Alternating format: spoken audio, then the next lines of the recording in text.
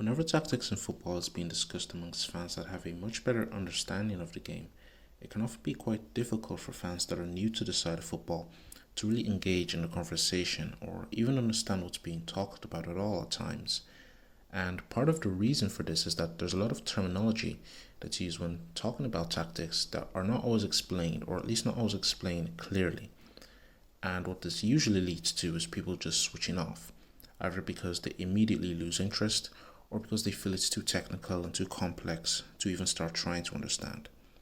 This video will be part of a second series I'll be doing where I break down some of the terms that are used when talking about tactics, and I hope that by the end of this series you not only have a much better understanding of what these terms mean, but you're able to better contribute to any tactics related discussions you might come across in the future, or at the very least can understand what's being discussed. Now, in today's video, what we're going to be going through is what the term between the lines means and why it's important in football. Now, this is one of the more commonly used terms in tactics related discussions, and usually it's used in an offensive context, okay, in relation to the offensive side of football. Okay, but as we're going to see in this video, it actually holds a lot of importance for teams defensively as well. And when talking about the term between the lines, it doesn't just apply offensively, but it also has a lot of relevance defensively too. So when we say between the lines, what do we actually mean? Well, we're essentially trying to describe the space between the horizontal lines of a team's structure, okay? And usually this is their defensive structure, okay? As I mentioned earlier, the term between the lines is used in relation to an offensive context, right? The offensive side of football. And so it's also used in relation to the defending team structure, okay? We say X player is between the lines of the defending team, okay? And here you can see these spaces highlighted in a 4-4-2 formation. Now, all formations generally can be divided into three recognizable horizontal lines, okay? The back line, the midfield line, and the front line. The number of players in each line can vary depending on the phase of the game, but generally you're always going to have a team's formation that's able to be divided into three horizontal lines. Okay, there's always going to be a front line, whether it's a front line of 2 or 3, midfield line, whether it's a midfield line of 3, 4, or 5, and a back line, whether it's a back line of 3 or 4. Okay, and we can see what these lines look like in a 4-3-3, and we've also seen what they look like in a 4-4-2. Now, when we say a player is between the lines, okay, because usually that's how the term is used, we say X player has taken up a position between the lines, or that player is receiving the ball between the lines, okay? And when we say between the lines, we're essentially referring to a player being positioned either between the opponent's midfield line and back line, or between the front line and midfield line, okay? And as you can see in the yellow team, their wingers, number 10 and number 7, have both taken up positions between the lines, okay, to receive passes. Now, we can actually say that their midfielder, number 6, is between the lines as well, okay? It is a valid way in which to use the term as well, but you'll see it used a lot more commonly to describe a formal situation, where you have players between the opponent's midfield line and back line. Okay, so we now know what the term between the lines means and when it's usually used. Now we come to the important bit. Why is it key in football? How is it related to the most fundamental goal of playing football in the first place, which is scoring goals? How does it help a team create chances and score goals? Well, if you take any one of the most well-known creators in football today, your Kevin De Bruyne's, your Bruno Fernandes, David Silva, Lionel Messi, your star names essentially. If you watch any of them over the course of a match, what you'll find is that they frequently take up positions between the lines to receive passes in the attacking phase. And they do this really for two main reasons. Firstly, it helps the team to progress the ball into the final third and sustain possession, okay, by positioning themselves either in the central areas or in the half spaces. And secondly, it helps your team to disrupt and break the organization of the opposition's defensive structure. Now, you might still be wondering, well, how do you get from all that to creating chances and scoring goals? Where's the link? Well, if you think about it for a second, the fundamental goal of defending really is always to prevent the opponent from scoring. And to do that, the defending team has to force the attacking team away, as far away from the goal as possible. Okay, and we know that the position of the goal is in the most central area and in the farthest end of the football field. So really, it logically follows that any team that wants to defend at least a little bit decently will try to force you away from central areas. Okay, because the central area really is your most direct route to goal. Okay, we'll try to force away from central areas towards the wide areas, and of course, we'll try to force you away from their own half into your own half. Okay, if you're the attacking team. And what they also try to make sure they do is stay compact and stay organized, right? And by compact, I just mean have the back line, the midfield line, and the front line close together, okay? So that there's a little space between the lines. And being compact helps them limit or deny the space that the attacking team has in central areas or the half spaces, right? So that even if the ball does get in there, they will struggle to be able to do anything with it because there just won't be any time, right? I will touch on this more later on the defensive aspect of the relevance of the term between the lines, okay? And what they also try to make sure they do is stay organized, right? And of course, staying organized helps them defend as a unit, as a team. And really, it logically follows if you think about it, that if the attacking team want to create chances, score goals, they have to find a way of doing precisely what the defense is preventing them from doing. Okay, trying to receive passes in central areas, right? Because the central area is the most direct route to goal. Okay, it's the area of the pitch in which you're able to find teammates easily. Okay, providing there's not much pressure from the defense.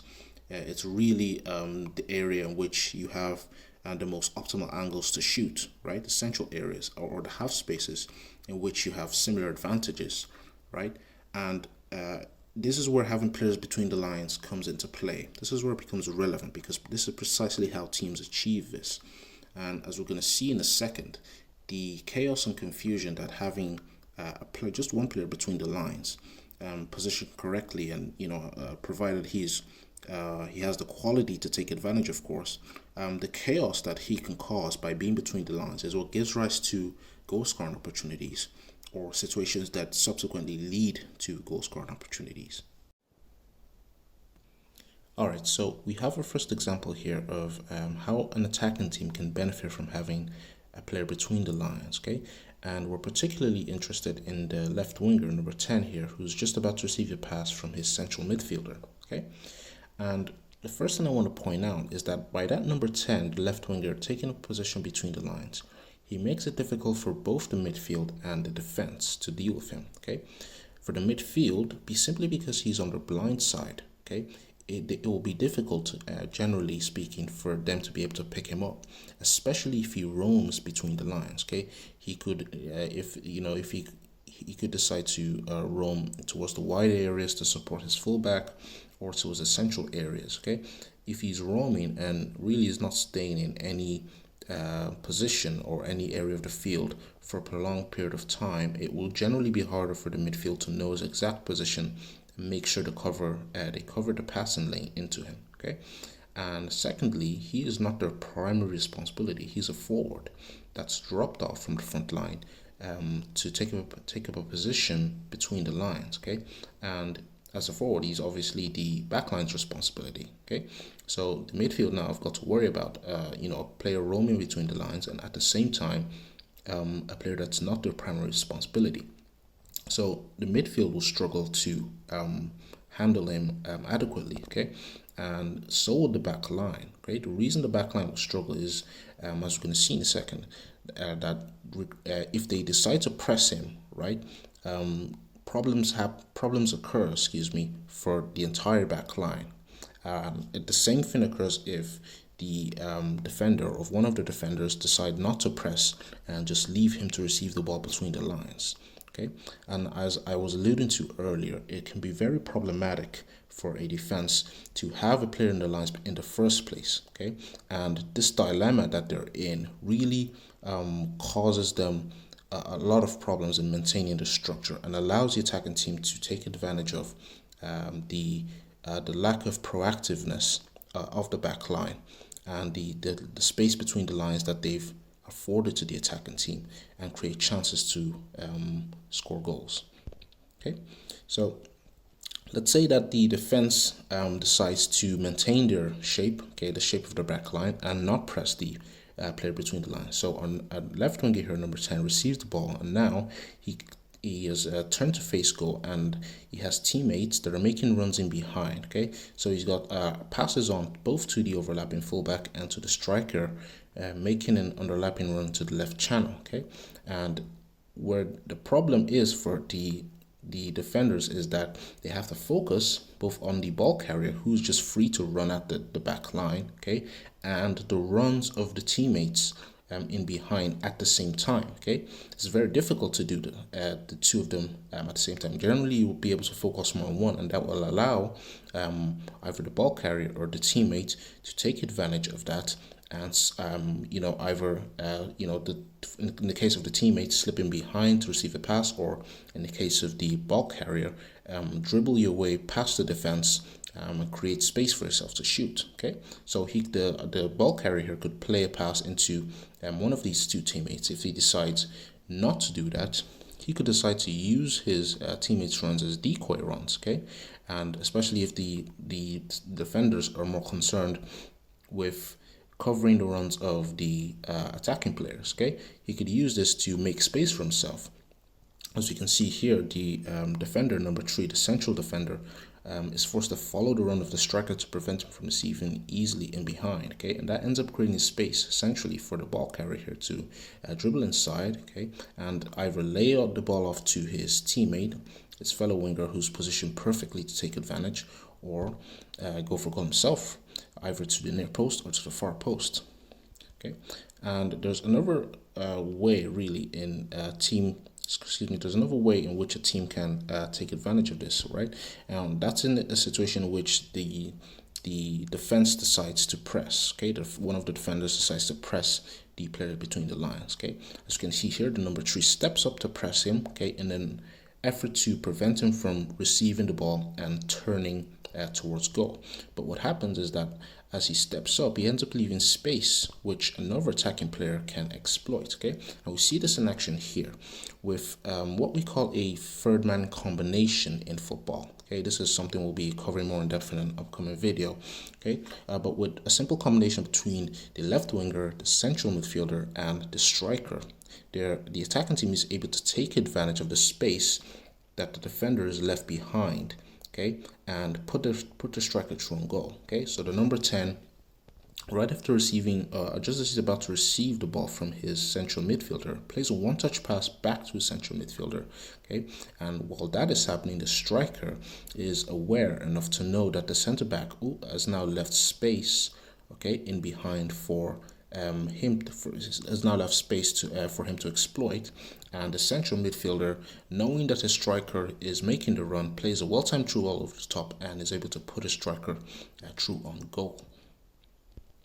And we can see another way in which the attacking team can take advantage of this. Okay, if there's another player that's close enough to the receiving player between the lines, okay, which would be the striker in this case. Ideally, he'd be closer, but he's still close enough for the attacking team to take advantage, right? If there's a second player between the lines that's close enough to the receiving player, right? Upon receiving a pass, the receiving player can just play a flick on or one-touch pass to the second player between the lines. Okay, and we see that in action here. The centre back steps up to press. As the number 10 receives the ball from his midfielder, he's aware that he has a player next to him or close to him that's also between the lines. Okay, he plays a flick on to his teammate, and now the striker is able to run into space almost uncontested. Okay, and really this sparks a reactive manner of defending from the defense, because they now have to react to which attacking player is in which position, right? And they think that first, and they think of the structure of the back line, positioning second. Okay, that's just how it is, and this is really the problem for the back line in this situation. Okay, you can see the runs of teammates right and behind the back line. The number 10 there can make a run. The number 9, if the number 10 doesn't make the run, he could decide to play a pass out wide to the fullback, who would be advancing down the byline. Okay, and he's also got the run of his fellow winger, number 7, who's behind him. And if he's aware enough and he can apply the right weight of pass, he can find his striker, okay, and put him through on goal, really 1v1. Okay, and if that was like a Mohamed Salah, that barring poor form, he's gonna finish that. He's gonna put that chance away easily. And it's a similar situation if the fullback instead of the centre back decides to press the player between the lines. Okay, he ends up leaving space, which another attacking player can exploit by making a run off the ball. And we see this in action here. Okay, just as the number 10 is about to receive the ball, okay, he is aware enough to know that the opposition fullback is stepping up to press him, and at the same time, his fellow fullback, number 2, the left back, is running down the byline to take advantage of the space that will be afforded to him. And so he can just play a flick onto his fullback, who will then be able to advance down the byline, and now can play a return pass to his winger, or play a low cross or low pass to the striker to put him through on goal. Now, with all that being said, you could really flip this on its head and ask yourself, well, how does a defending team prevent any of these situations from happening? How do you defend against having players between the lines? How do you prevent teams from taking advantage of having a player between the lines? Okay, how do you gain the upper hand as a defense, particularly for the back line? Okay, to be able to shut out any potential danger or potential threats, right, that could cause the structure of the backline to break. Now, there are a couple of fundamental things that every defense, regardless of how you want to defend or what style you want to defend in, what way, what manner of defending you prefer to defending. Okay, there are a couple of fundamental things that they always need to make sure they have secure, they have nailed down. And the first of these is that the midfield needs to make sure that they prevent central progression into the attacking players on the front line, okay, or any attacking players between the lines, right? And as we can see here, the defending team, the green team, okay, the central midfielders are positioned between the central passing options and the ball carrier, okay, and that really prevents the ball carrier from being able to pass at all into any central options, right? No central options are viable for him, okay? And along with the striker that's pressing him, because of the angle he's pressing from right to left, you can see how the defending team is trying to achieve their goal of forcing the attacking team away from the center, okay, as I mentioned earlier, and towards the wide areas, right? And as far away as as far away from the goal as possible, okay? So that the only viable passing option the central midfielder has in this scenario is really his fellow left back, number 2, okay? Or he could turn and play backwards, which would really just play into the defending team's hands, okay? And we can see how this makes it easier to prevent situations from arising, problematic situations that arise from having players between the lines.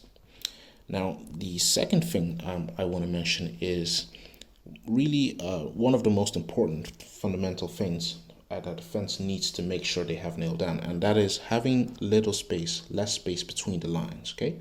And by having less space between the lines, I just mean having the structure of the team compact, okay, so that the back line and midfield line are closer together, okay? Now, doing this, whenever the defending team can successfully do this, it helps them achieve 3 things, okay? And the first of these is that it gives the midfielders and defenders better access to the players between the lines. Now, by access, I just mean the defender or midfielder can is close enough to him to be able to do anything to him, to engage, to pressure, to tackle the player between the lines. Okay, and they're too close for him to be able to for the attacking player to be able to do anything with the ball before he's closed down quickly and dispossessed. Okay, and the second thing, really, which leads on from what I've just mentioned, is that the player that's just received between the lines therefore doesn't have enough space and thus does not have enough time to do anything with the ball. Okay, turning, passing, dribbling, or shooting, right? And we can see this in action here. The number 10, just as after he's received the ball from his central midfielder or maybe his fullback, right, he is now surrounded by 4 players who are all in close proximity to him. Okay, and upon receiving the ball from his teammates, he can be closed down by at least one of these guys, and they can easily prevent him from being able to turn, pass, dribble, or shoot.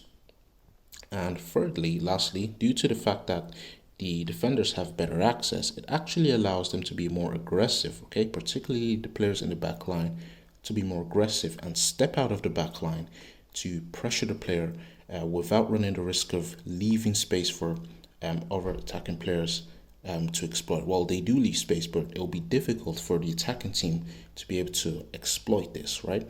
So if you think back to the example we went through, where the number 10 gave the ball to a central midfielder, who then found the striker with a lob through ball over the top, right? This will be harder to do simply because even if the same scenario, the same sequence of passes were to occur, right?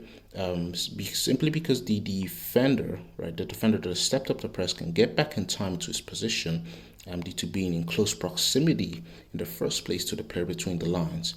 The attacking team has to be quicker, okay, if they're going to take advantage of it, okay. And at the same time, you've also got the striker there, the defender number 4, close enough to the striker to be able to mark his run, right? And this is all really as a result of the defending team being compact, okay, having less space between their lines and having players closer together, right? They condense the amount of space centrally that the attacking team has available to them, so that it's more difficult for them to be able to, combine with each other, link up with each other to be able to create chances for the forwards. So with what we've gone through in this video, I hope that you can see the relevance and the importance of the concept of having players between the lines in relation to both the offensive and defensive side of football, and how it can act as a marker for a person to determine whether an attacking team whether a team is defending or attacking well or poorly. And it can also act as a marker to determine why a team could be attacking or defending well or poorly. Okay, and with that, we come to the end of today's video.